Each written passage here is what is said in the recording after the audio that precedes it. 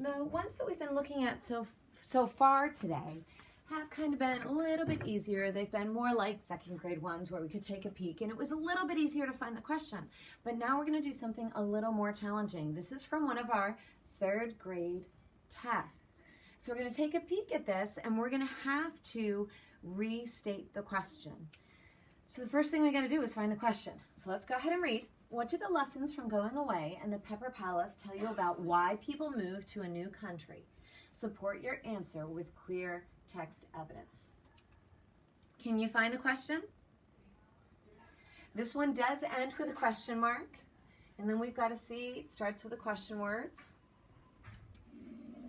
There we go. We have that whole thing. Do we have to worry about support your answer with clear text evidence? That's not really part of the question. That's something you have to do, but we don't have to worry about restating that. So once we've taken a peek at that, now we've got to go ahead and get rid of some of those question words. So let's get rid of some of those. What and do are usually question words. So now we're going to look at what's left and just see if that's a good sentence. The lessons from Going Away and the Pepper Palace tell you about why people move to a new country. Well, when the person was asking, tell you, how are you? I am fine. I've got to turn that you around. So instead of saying you, I'm going to have to say I or me. So let's try that. The lessons from Going Away and the Pepper Palace tell I about why people move to a new country. Does that make sense? Let's try me. The lessons from Going Away and the Pepper Palace tell me about why people move to a new country. Does that one sound better? Does it pass our ear test? That one does. Okay, that sounds like a pretty good sentence. Let's start it with a capital letter. And then we're going to use so many of the words from that question. The lessons from, look what they did to Going Away. They used the quotation marks and they capitalized. If they did that in the question, I'm going to do that in my answer. It shows that it's the title of a text. So if they did that in theirs, I know I'm going to get it right by just copying that right from the question.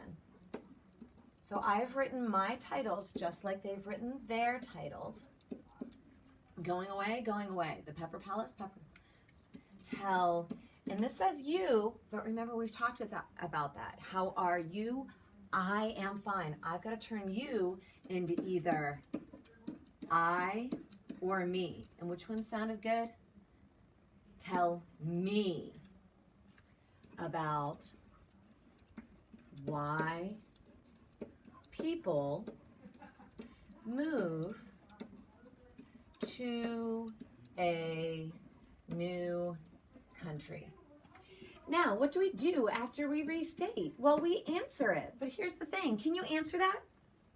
Why can you not answer that? You can't answer it. We haven't read those texts. We don't have them before us, so we cannot answer that. But see how you can even restate. Restate. Good morning, Mr. Cordell. That you can restate the question and get that practice without having to worry about the answer.